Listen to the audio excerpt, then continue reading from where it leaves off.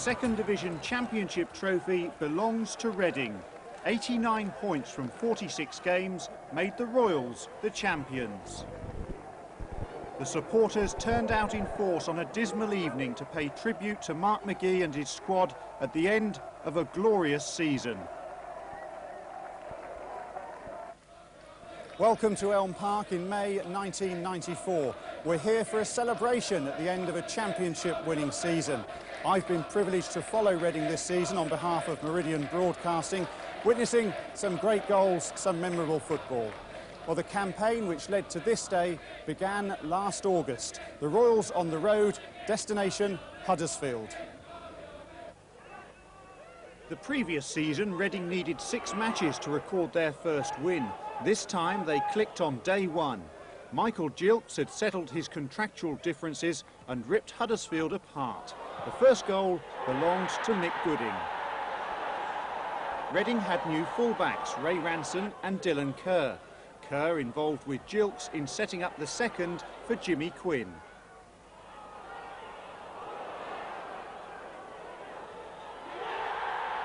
Quinn celebrated, but there was only despair for goalkeeper Steve Francis. He'd left Elm Park in favour of Huddersfield. When Gilks at his best raced through to provide a third for Stuart Lovell, it appeared the keeper's move had backfired.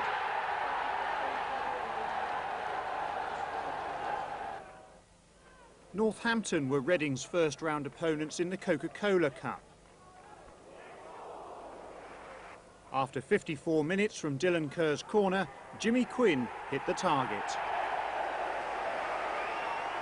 Michael Gilks hit the accelerator on the left-hand side and supplied the centre for Stuart Lovell to head the second. Tom Jones and Ray Ranson carved out the third. Lovell dummied and Phil Parkinson added the finish to give Reading a comfortable lead for the second leg. Burnley, among the pre-season favourites for promotion, were Reading's first league opponents at Elm Park. From Phil Parkinson's centre, Jimmy Quinn made it 3 goals in 3 games. Skipper Keith McPherson headed his only goal of the season to make it 2-0. Macca, to his teammates, had signed a 2-year contract with Reading before the kick-off. David Ayres pulled one back for Burnley, but Reading had 6 points from 2 league games. Reading's first defeat was at Brentford. Hundreds of Royals fans travelled up the M4, some were locked out. Joe Allen nipped in for the only goal of the game. Newly promoted Barnet were September's first visitors. Mick Gooding made his mark after only 3 minutes. Barnet drew level with a header from Kelly Haag. But the celebrations at the visitors' end were premature. From Stuart Lovell's centre, Phil Parkinson headed Reading back in front. In the second half, from Michael Gilks' centre, Jimmy Quinn scored with a great header. Reading made the most of plenty of space to play in. Another Gilks centre was met by Lovell. Only the keeper's reflexes denied him. Reading did get a fourth. From Quinn's header, Gilks rolled in one of the softest goals of the season. It was a convincing victory, marred though when Tom Jones suffered a broken leg near the end. Jones, who'd only been on the field a few minutes, was caught by Kelly Haag. It was the second time in less than a year his right leg had been broken.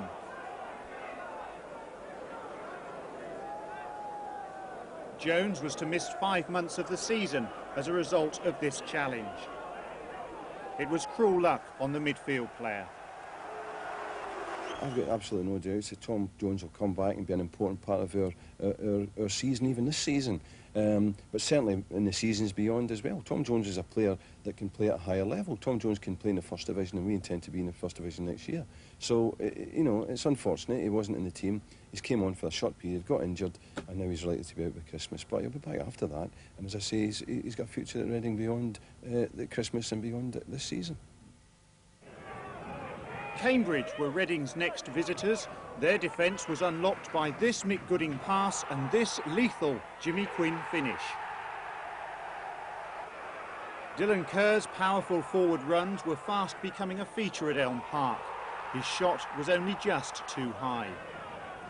At the other end, Shaka Hislop was ready when required. In the second half, Quinn's shot was too hot for the keeper to handle competently, and Phil Parkinson was on hand to tap in Reading's second.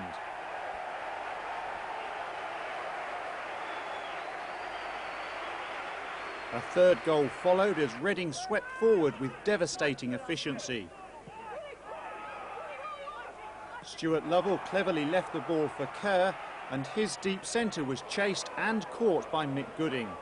Who else would be ready to finish at the far post? Quinn's first double of the season.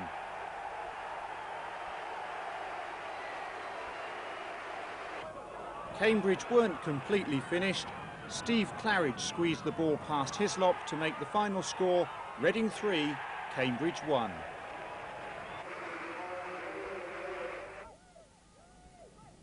Reading took their 3-goal cushion to the county ground Northampton for the second leg of their Coca-Cola Cup tie, and their advantage was 4 when substitute Andy Gray scored on the stroke of half-time. Kevin Dillon started and finished the move, which brought the only goal of the second half.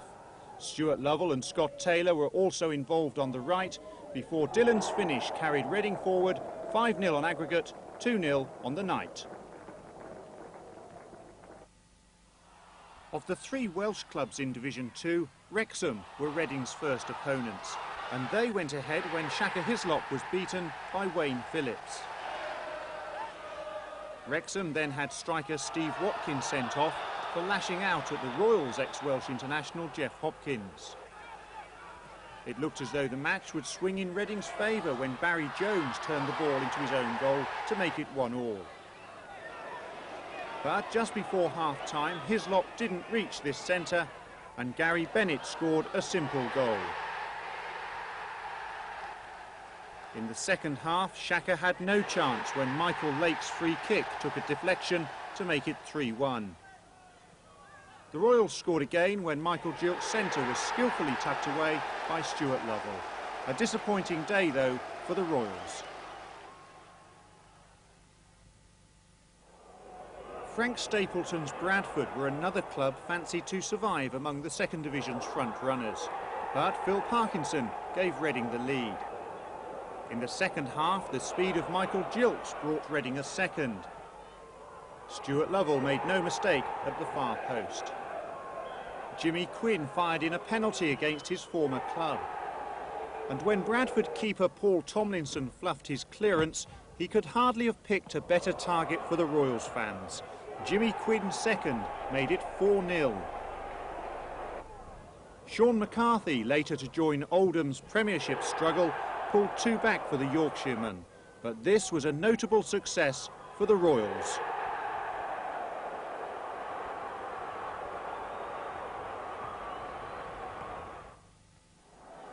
Peter Shilton's Plymouth attracted the first 6,000-plus league gate of the season to Elm Park, and there was no shortage of drama. Stuart Lovell's sharp header gave Jimmy Quinn an opportunity to nudge Reading in front. But after half-time, the West Countryman drew level. Kevin Nugent, the scorer.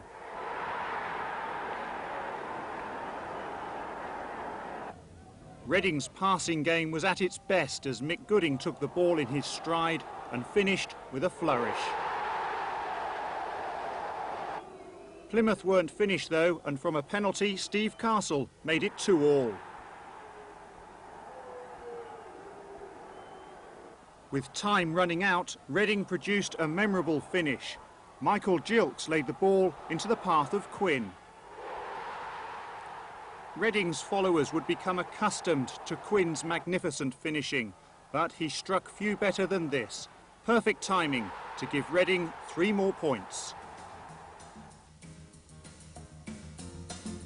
And so, after playing 8 league matches, Reading lay third with 18 points, just one behind leaders Hull City and Stockport. Bournemouth fourth, Plymouth fifth. Mark McGee satisfied, particularly with that finish against Plymouth. Plymouth played very well that day, as did we, and we pinched it in the last couple of minutes, as you say, with a terrific goal from Jimmy Quinn, a tremendous finish. It's one that you see over and over again when we're talking about the season, I'm sure. It was a good goal and a fitting way to win an exciting, competitive match.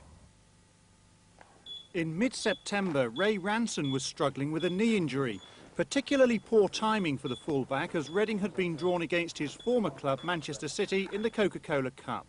Ranson relished the prospect of a return to Main Road. You know, it's a funny coincidence that we draw them in the Cup, and have a lot of very good memories from the club, and having played back in the Premier League with them last year, I'm really looking forward to it. Unfortunately for Ranson, he wasn't fit enough to make Reading's lineup for the first leg. With protests intensifying against City's then-chairman, Peter Swales, a crowd boycott meant that only 9,000 saw Reading at Main Road. City struck first, with Niall Quinn finding David White. Problems here. White's acceleration brings the first goal of the game.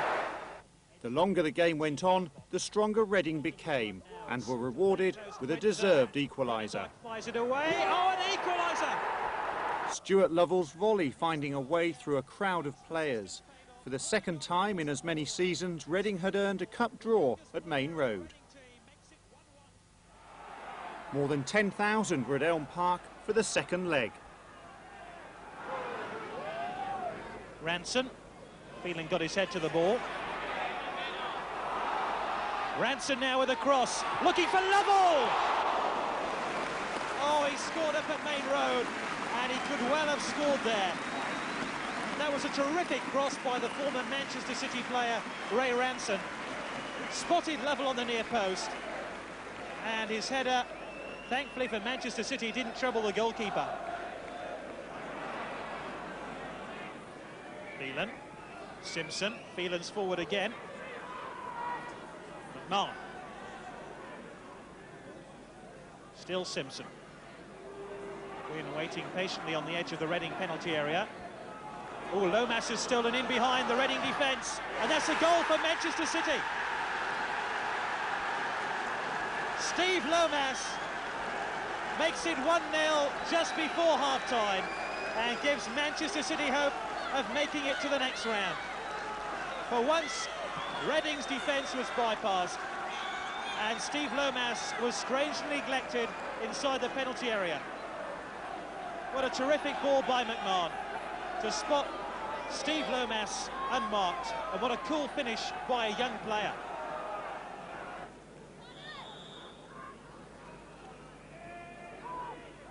Free kick to Reading, flicked on by Quinn. Oh, and Dibble almost lost it as Gooding went in for the kill. Dibble still out of his goal, and he sent it in! Reading have an equaliser, and who else but Jimmy Quinn steers Reading back towards safety. It's Reading 1, Manchester City 1. And Andy Dibble will have to shoulder some of the blame here. Why on earth he didn't retreat to his goal line after making the initial save, heaven only knows. But Jimmy Quinn was on the back post to head in his 11th goal of the season and pull Reading right back into this tie. And Jimmy Quinn, who else? The man who gives Reading hope. And the fans have something to celebrate at last.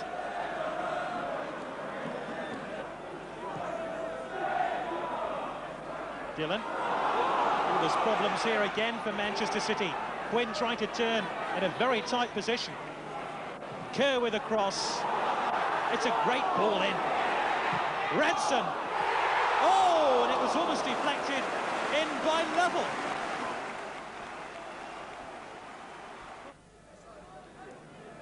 Really is down amongst the dead men at the moment. He's only just recovered from a rib injury, which put him out of the Reading team. This could be a major blow to Reading. Here's the instant which caused the injury.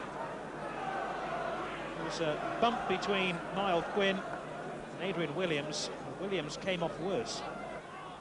Quinn can't win it. It's a wild challenge by Fitzroy Simpson. Now here's Ray Ranson. Phelan back defending. It's a good cross too. Away by Curl, back to Ranson again. That's a poor ball in by Dillon. Good raid by Reading, plenty of pressure, but no real cutting edge to their attack. No final shot at the end of the move. This is Phelan now for Manchester City. He's run fully 60 yards, finds Niall Quinn, and that's a brilliant header and a brilliant goal, and Quinn has scored. 9 minutes from full-time, and it's Niall Quinn who could well have won this game for Manchester City. Hasn't scored in his last 4 games, but pops up with a purposeful header here to swing the game Manchester City's way.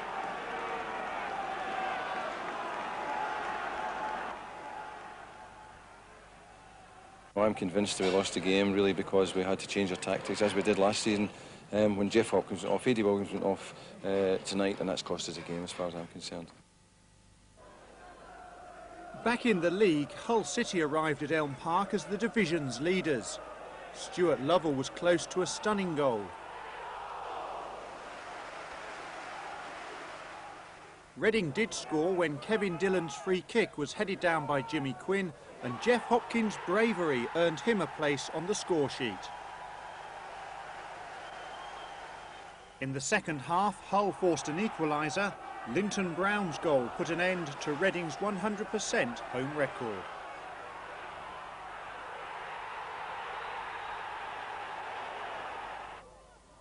At Swansea, the Knights' goals both came in the second half. First, Andy McFarlane bundled the ball in for Swansea. The equaliser gave Uwe Hartenberger his first goal for the Royals. The £100,000 acquisition from Germany came off the substitutes bench and hit the target despite the angle. Reading's next league match was the highest scoring game they were involved in all season. Jimmy Quinn hit the first in a game of 10 goals. With the Royals' defence appealing for offside, Ronnie Jepson made it 1-1. When Mick Gooding's shot was only parried by the goalkeeper, Stuart Lovell knocked in Reading's second. And courtesy of Exeter keeper Andy Gosney, Lovell strolled in another. Gosney was carried off injured, and his replacement hadn't touched the ball before Scott Taylor made it 4-1 at half-time. Alan Ball's team battled back. Mike Ross scored with a header. And then Ross broke clear to make it 3-4.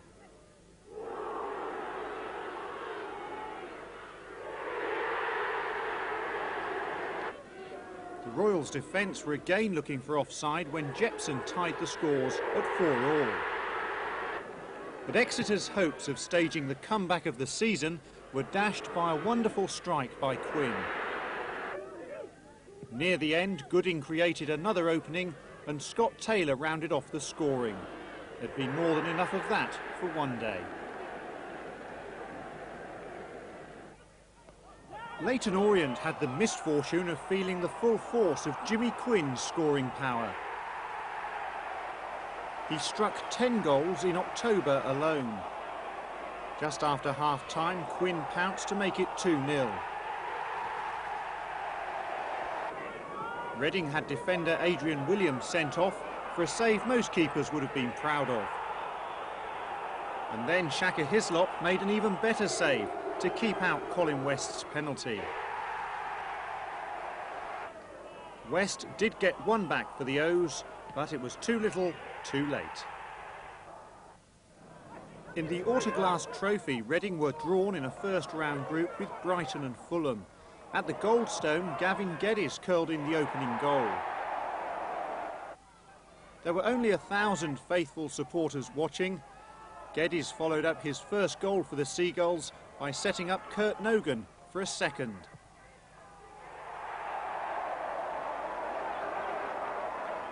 But Jimmy Quinn, who'd been rested, came off the substitutes bench to rescue Reading. From Mark Holtzman's centre, his second made it Brighton 2, Reading 2.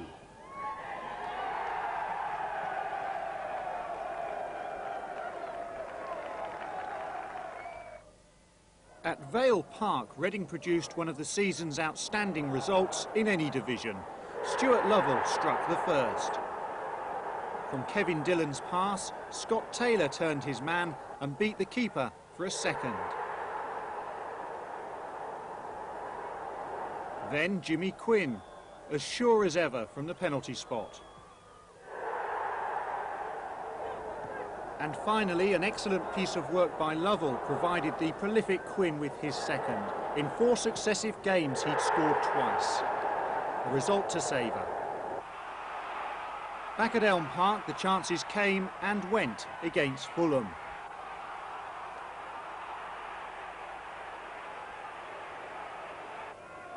Almost inevitably, it was Quinn who broke the deadlock. This time, a near-post header brought Reading the points.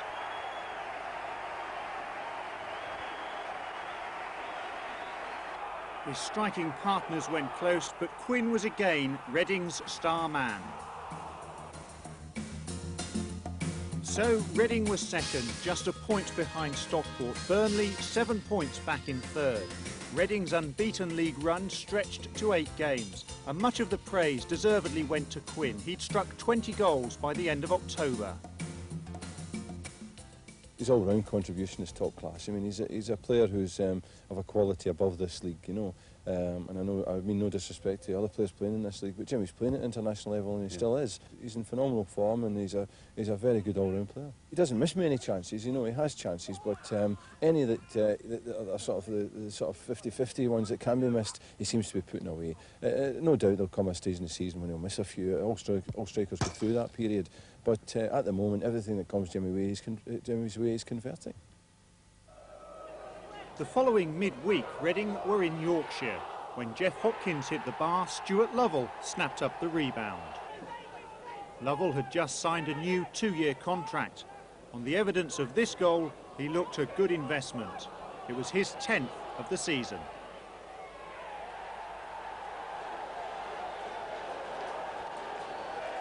But Rotherham weren't finished. From Des Hazel's centre, Ray Ranson turned the ball past Shaka Hislop. And 11 minutes from the end, Neil Whitworth headed an equaliser. A 2-goal lead had been squandered, but Reading had earned another away point and stayed second in the league. Mark McGee received the Manager of the Month award for October before the game with Blackpool. In front of a 6,500 Elm Park crowd, the Seasiders took the lead when Brian Griffiths squeezed a shot past Shaka Hislop. Reading had to settle for a draw. Jimmy Quinn tapped in the equaliser.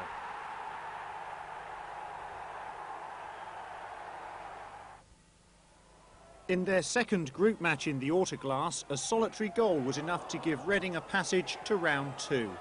Dylan Kerr, on as a substitute, forced the ball forward, and Scott Taylor supplied the finish.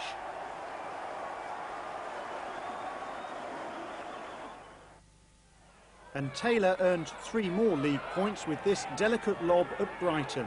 It took Reading to the top of the table. Reading went out of the FA Cup at the hands of Cambridge before Bournemouth arrived at Elm Park. The Cherries were picked off with 3 second-half goals. Jimmy Quinn, the first. Mick Gooding smashed in the second with a first-time volley. That, before Quinn's lazy-looking but stunningly effective lob, made it 3-0. Breathtaking finishing gave Quinn the 150th goal of his career. Northampton were Reading's second-round opponents in the Autoglass. Dylan Kerr was the architect of victory. From his centre, Uwe Hartenberger steered in the first goal. Hartenberger's second goal for Reading.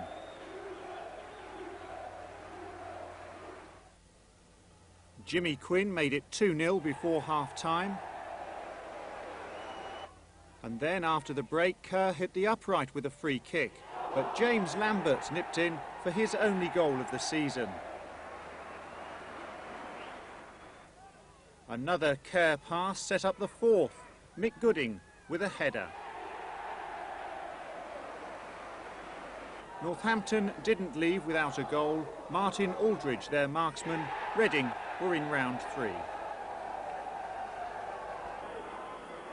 Reading's outstanding away form continued in front of an 11,000 crowd at Turf Moor.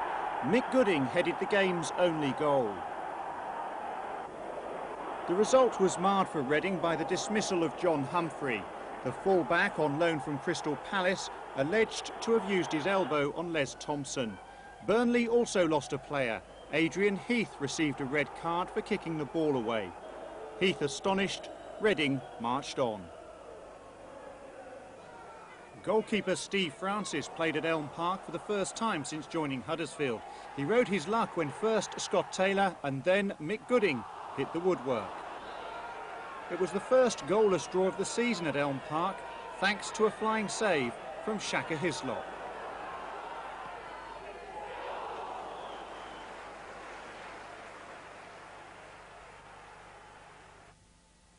More than 11,000 packed into Elm Park for the Christmas holiday match with rivals Stockport. Reading's Boxing Day game at Bristol Rovers had been postponed and the Royals looked sharper than ever. The first half performance was exceptional. Dylan Kerr to Stuart Lovell for the opening goal.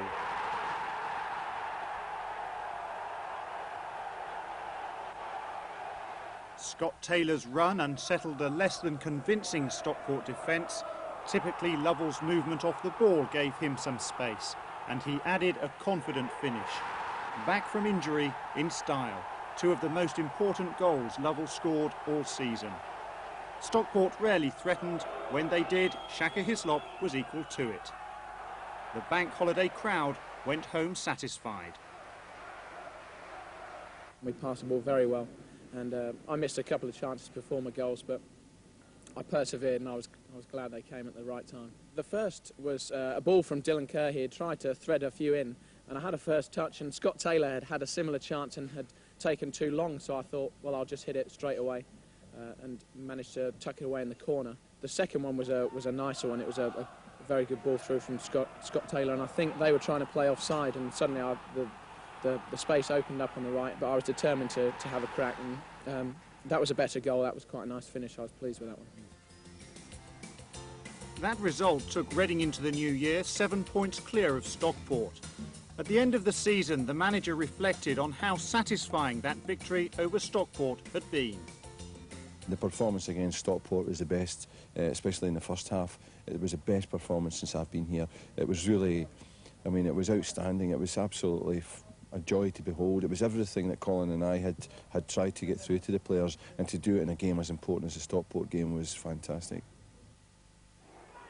Reading spent New Year's Day at Cardiff, and from the moment Jimmy Quinn's header rebounded off the post, it all went badly wrong. Cohen Griffith, Mark Azelwood and Nick Richardson scored Cardiff's goals as Reading suffered their worst defeat of the season. An unbeaten run of 15 league games was over.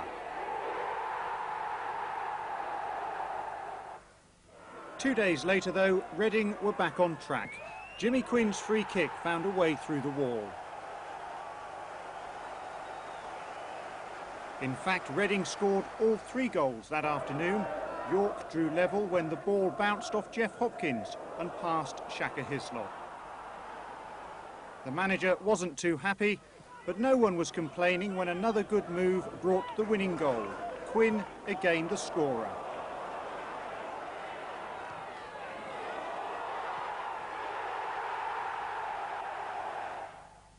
Mark McGee's progress at Reading didn't surprise one of his former managers.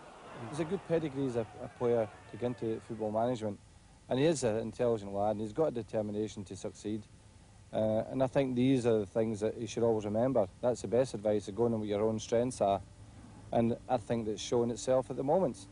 Ferguson was McGee's boss at Aberdeen and both won championships this season. Ferguson has an admirer at Elm Park.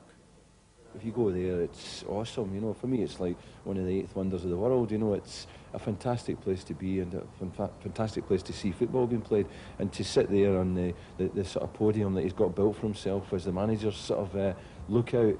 It must be, you know, a bit of the sort of Caesars about it. You know, it must be a fantastic feeling, and obviously any ambitious manager would like to experience that. The great thing for Reading is that it's not often they're at the top of the league. It's new for them, new for a lot of the players, new for the supporters. So I think that's a great motivation in itself, and I'm sure that Mark will be using that to the full. A former Reading player, Mick Tate, committed the foul which led to Reading's first against Hartlepool. The drive from Jimmy Quinn, unstoppable. Adrian Williams, Quinn and Mick Gooding were involved in the second. The finish from Stuart Lovell was quite superb. Lovell taking the ball over his shoulder first time.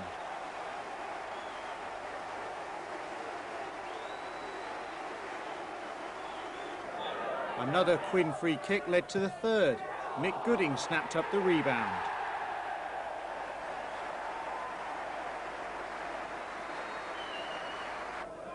Dylan Kerr's pass and Scott Taylor's finish rounded off a satisfying afternoon for the Elm Park crowd.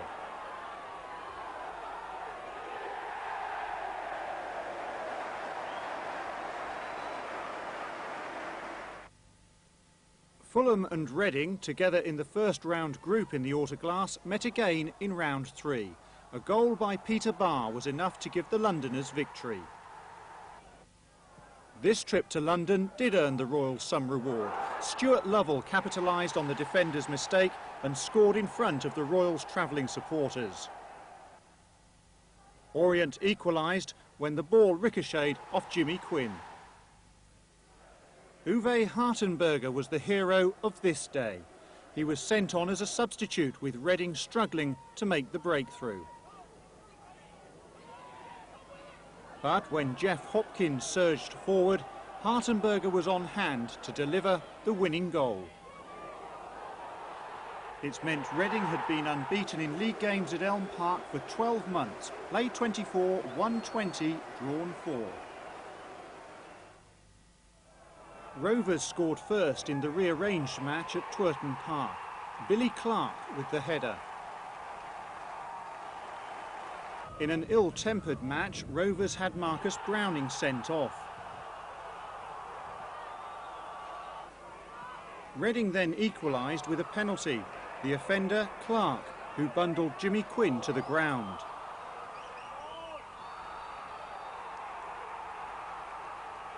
The division's top marksman put away the penalty himself. Reading were also down to 10 men when, just 2 minutes after coming on as a substitute, Uwe Hartenberger was adjudged to have used his elbow. It hardly looked intentional.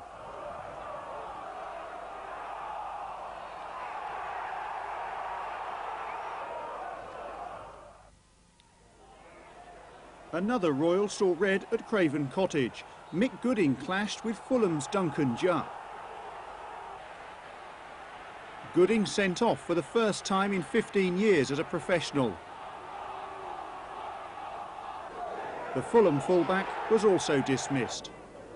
The closest Reading came to a goal was a shot from Phil Parkinson. But 5 minutes from time, Gary Brazil laid the ball off for Julian Hales to hit the goal, which gave Fulham the points.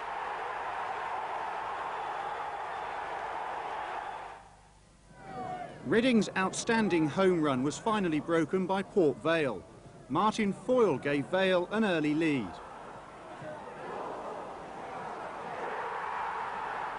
This was the first occasion in the season that Reading lost a second successive match.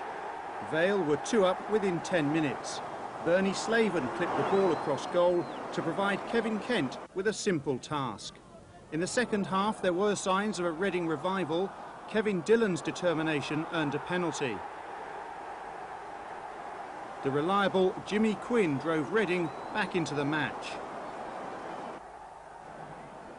And Quinn went close to claiming a draw. So Reading faced their longest journey, anxious to avoid 3 in a row. Ian McGuckin's header certainly didn't help the Royals fans enjoy half-time. The day demanded an effective response, and it was supplied by Stuart Lovell, on as a substitute for the injured Adrian Williams. His strike made it 1 apiece. Then Mick Gooding teed up Scott Taylor. Relief for the Royals fans. With just 3 minutes left, super sub Lovell made it 3-1.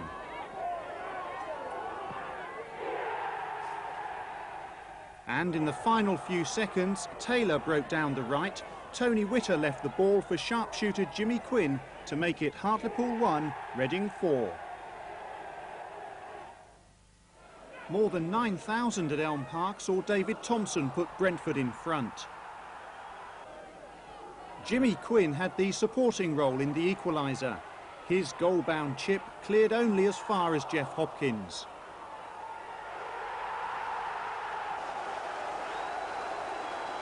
And then, in the 89th minute, Quinn again centre stage.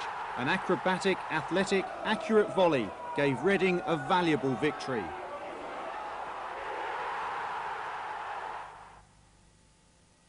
At Cambridge, Steve Butler had 2 golden opportunities to make Reading suffer.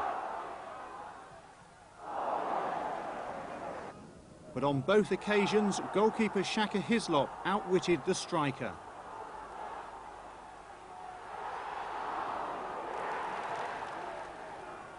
And then, to punish United still further, the goal poacher supreme smashed in the decisive goal. After setbacks against Fulham and Port Vale, 3 successive victories had again lifted Reading 10 points clear. Rovers were now second. FA Cup commitments were contributing to a fixture backlog for Plymouth and particularly Stockport. Shaka Hislop, the only player to appear in every game this season, made a spectacular save against Wrexham. But the Welshman became the first and only team to complete a league double over Reading this season when Barry Hunter headed home. When the result is long forgotten, this match will be remembered for 2 other incidents. Tony Witter broke his leg in that challenge with Carl Connolly. It was also the match where Adrian Williams completed a record, having worn every possible shirt number in a season. But Witter was the man of the match, even though he played for half an hour with a broken leg. Kerr with the throw. There's Naylor above him. Now Castle knocking it forward. And Hislop playing it straight to Nugent, and Kevin Nugent puts Plymouth Argyle in front. His 14th of the season, and they don't come much easier than this. Hislop hitting it straight into his midriff, and there was Nugent tucking it past him, and the goalkeeper buries his head in the ground. Now a chance for Kerr to break. He's got round the Argyle defence, looking to chip it over Nichols towards the goal, and it's there. A superb goal from Dylan Kerr, who takes his shirt off in celebration, as well he might. He's threatened on a couple of occasions already this half, got away, and then just kept his head, saw Nichols coming out, waited, just picked his spot, and then, despite Dominic Naylor's efforts, got the ball into the far corner. 1-1. 2 interesting hand signals. Mark McGee having a few words to say. And Colin Lee getting a bit animated as well. Now McCall finding Dalton.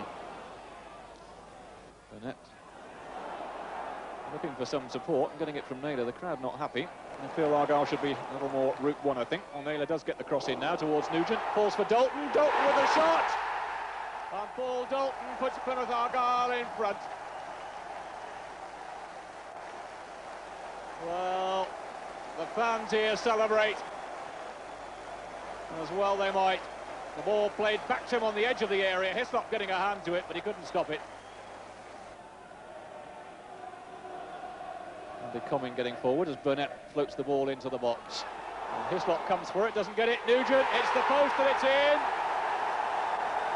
And Kevin Nugent makes it 3-1. And surely Plymouth Argyle will be favourites to win this promotion showdown at Home Park now. Well, Burnett floating the free kick in. Hislop came for it, didn't get to it. The ball fell to Nugent on the far post. His second goal of the game.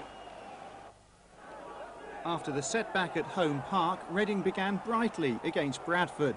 Stuart Lovell's rising drive put Reading in command. But they failed to capitalise. Several chances were squandered on a night when Reading slipped from the top of Division 2.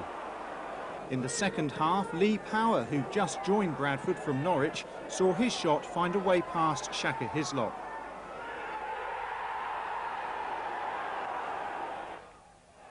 Reading only gave up the top spot for 4 days. If there was increasing pressure on McGee's team, it certainly didn't affect Jimmy Quinn's finishing. He completed his 10th double of the season. Dean Windass scored a penalty for the Tigers, but Reading rose back to the top of the pack.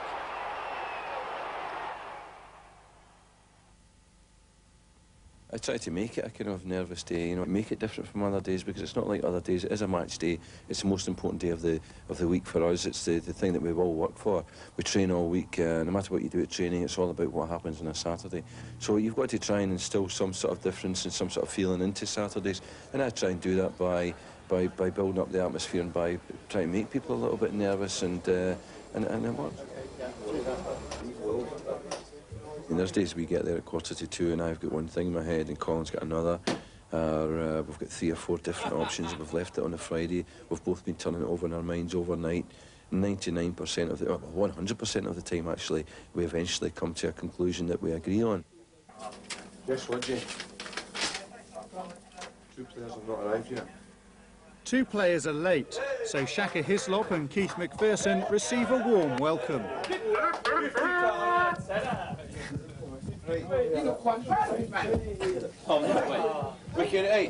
We can do this easily, or we can do it. Please help me, Jody. 20. Jody did say 50, but I'm not too happy with that. 20. 20. You won't believe how quickly it will look so different if we win the next 2 games. If we win the next 2 games, suddenly you'll see daylight. At the moment you're saying we still need all those points. You get then towards single figures and it suddenly looks a lot easier. So let's make sure that we give it everything today. I think I play and include Colin in it a vital role, you know. I mean, I get shouts from behind the dugout, oh, sit down, McGee, you know, all that stuff, you know. And I've got to ignore that, because the players know, and I know, that we have a very important role to play from the side, reminding people of their jobs, pointing out things that maybe we hadn't seen in other teams. We watch other teams, but maybe they're doing something, or someone's playing somewhere, or doing something that we hadn't anticipated, and maybe one of our team or some of our team hasn't noticed it. And let's see you when the balls get knocked over the top and you're running out there. Don't worry about keeping possession and coming out and playing. If the ball's back forward down there, then if he doesn't spin in behind it to get on the end of it, we'll ask him why. Chelsea, you've got to start. You've done nothing. Yes. Absolutely nothing. Yeah, now we've got Jonesy and Razor sitting in the bench, champing to go on.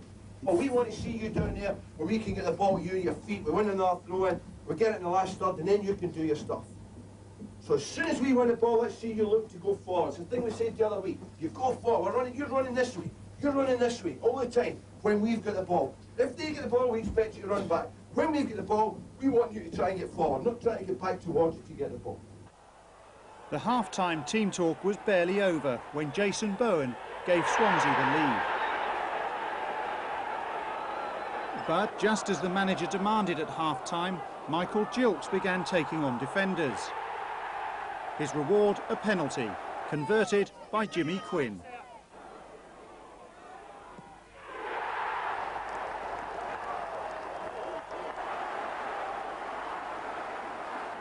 And when Stuart Lovell weighed in with the winning goal, the satisfaction around Elm Park was complete.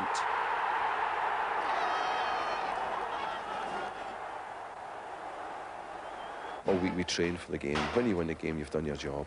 When you win it and you feel you deserve to win it and done it in a reasonably good way, then you get all the more satisfaction. As you've said, other results have went for us. We're 6 points clear at the top of the league, and really, I'll enjoy my well, not caviar, but I'm sure the chairman will buy me something nice.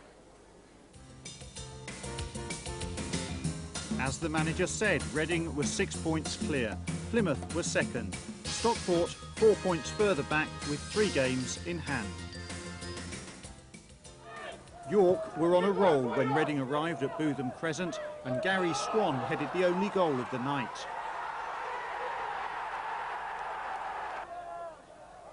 A push on Scott Taylor earned Reading a penalty. But Jimmy Quinn's first penalty miss of the season was high and not very handsome.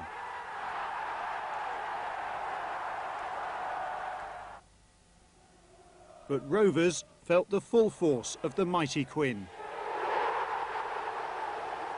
The 34-year-old produced another finish of the highest quality.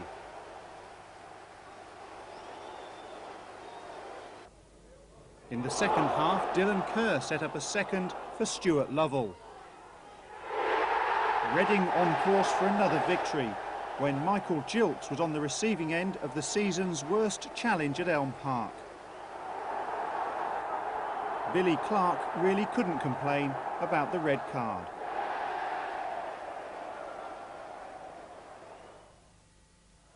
Cardiff arrived battling for points to avoid relegation.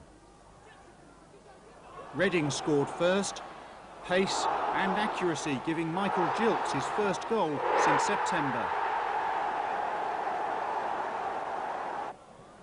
In terrible weather, Reading were close to further goals. But Cardiff left with a point when Jeff Hopkins, under pressure, steered the ball past Shaka Hislop. The conditions at Barnet were even worse. The North London club, who were already relegated, battled all the way, but Stuart Lovell's shot just made it through the mud.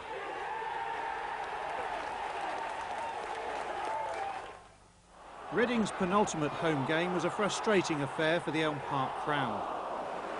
It finished goalless, and it could have been worse for Reading as Paul Hurst hit the crossbar.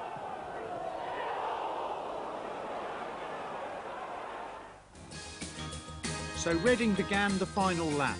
4 matches left, 3 of them, including the rearranged game with Stockport, away from home, and Stockport still had 2 games in hand. On the day Stockport were held by Cardiff, Reading were impressive winners. A right-foot drive from Dylan Kerr was celebrated in traditional shirt-over-head style. Blackpool were another club fighting for second division survival, but Reading had the mark of champions. Stuart Lovell turned in the second, and his pace sent him clear again. A cool finish took Archie's goal tally for the season to 22. Jimmy Quinn's drive made it 4-0 on a day the Blackpool supporters applauded Reading from the park. Stockport desperately needed all 3 points, and giant striker Kevin Francis headed them in the right direction. But this was an evening when Reading displayed plenty of grit and determination. The division's top marksmen both had chances. Kevin Francis came within inches of adding a second. But Reading's second half performance deserved a reward. It came from Jimmy Quinn's centre and was finished by Mick Gooding. And so back to Elm Park. Victory over Brighton would guarantee promotion. Elm Park's biggest crowd of the season expected. Jimmy Quinn delivered. Now there's could be danger here towards Quinn! Let's settle it now!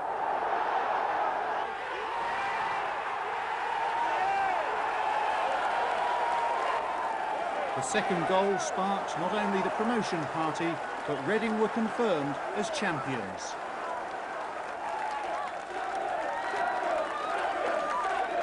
These things live in your memory. The young players, even the players that have been through it before, you know, will never forget these scenes. You know, when people in Reading that were on that pitch today and ran on at the second goal will remember it and enjoy remembering it. You know, and these are great things about success.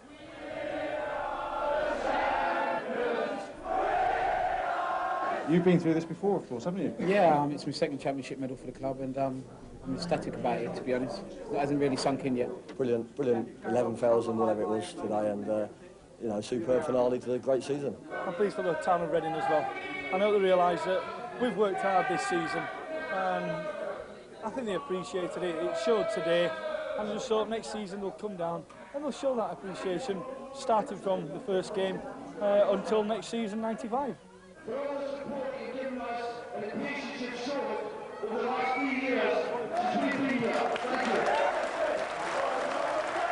Must admit, when Quinny's goal went in, I mean, it was just an absolutely fantastic feeling for everyone, and I mean, the crowd and everything coming on there. I mean, that's just part of the day.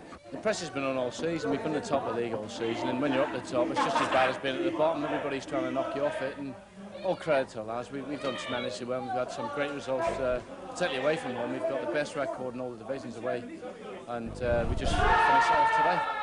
I think we've played very, very well for probably 90% of our games. We haven't let too many people down. It was just, you know, it wasn't the best of games today, but it was just a case of getting the 3 points and relaxing. This has been my debut season, full season as a professional. To win a championship has exceeded my wildest expectations. You're not going to be thinking, if it happened in your first season, that it's going to be like this every season? Well, being realistic, I know that it can't. So, but you know, keeping our fingers crossed, hope for some success next season, and we take it from there. Not surprisingly, there was a relaxed atmosphere in training before the final game at Bournemouth. There was time to reflect on a season of achievement. I think that I don't know, no matter how well we go on and do as a management team, Colin and I, and whatever we win, championships or cups or whatever, I don't think that there can possibly ever be a season that went so much to plan. It just, you know, everything was, you know, more or less as we designed it and as we anticipated and as we planned for, and it's just really worked out, as I say, exactly as hoped. It's been the most enjoyable season I've ever had in football, and I think every credit must go to all the players and the staff, because we've done it on a small squad. In other words, people have played on with injuries, which if you were playing for a bigger squad you probably wouldn't have played with at times, and you know, so I don't think people realise that there's been a lot of effort that way put in this season. Looking forward to Division 1? Yeah, it'll be nice back playing in there. It's a hard league, there's no easy games in that league, and it'll be a big test for us. The final competitive action was at Dean Court. Steve Fletcher gave the Cherries the lead.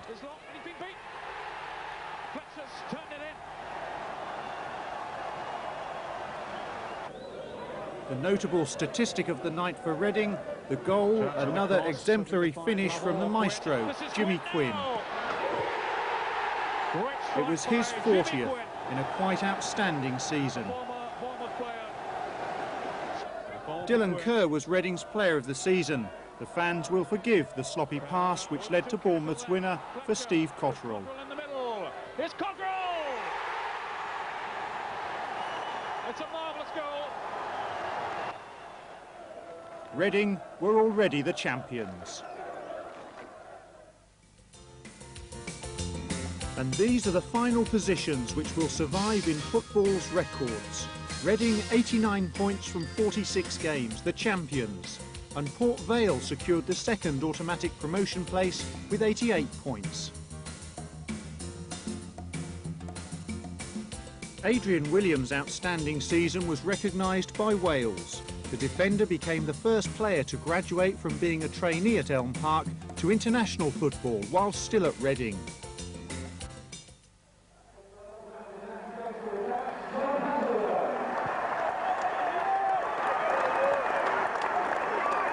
Keith McPherson collected the trophy.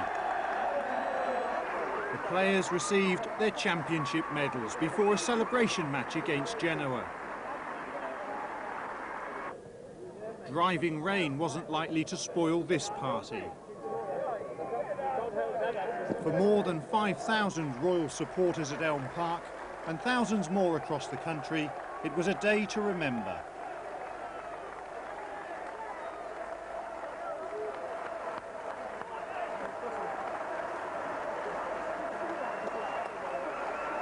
It's a great moment for everyone, the fans. Everyone's turned out a miserable day, unfortunately, but Yes, this is just the, you know, obviously what we've been working for all season. It's been a great moment for us all. The lads are loving it. I mean, it's been a hard season, but everyone's really worked hard and they've done really well. I mean, it's unbelievable at the moment. We're just enjoying it.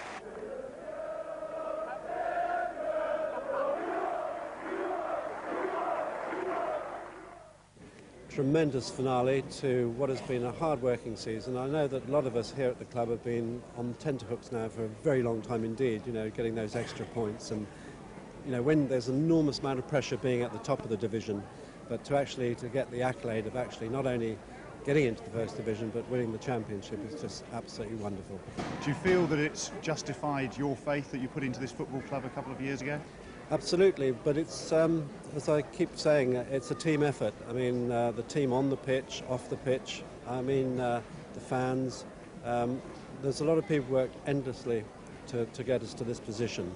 And I'm hoping that with all the amount of support we're getting, you know, from the media and indeed the Reading Borough Council and police, etc., that more people will take notice of Reading Football Club and we can go on to greater things.